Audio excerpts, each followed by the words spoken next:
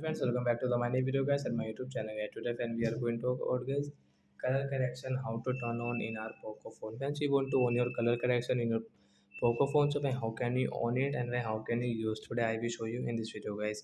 So before starting video friend, first of all go and subscribe the channel guys, click the bell icon, like my video. So friends, now let's see guys how can we on color correction guys. First of all, open your phone setting to turn on your color correction mode setting, then guys scroll it.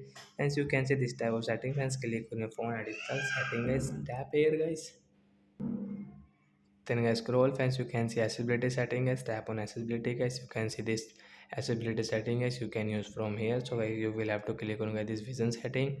Friends, you can see color correction guys, tap here guys, you want to on, so you can on from here and you can use your color correction setting guys. So after on color correction guys, your screen color will change and guys your icon color will remove, as like you can see guys your icon color will also change. So like that guys, you can on your color correction. So that's it guys, thanks for watching the video, bye guys.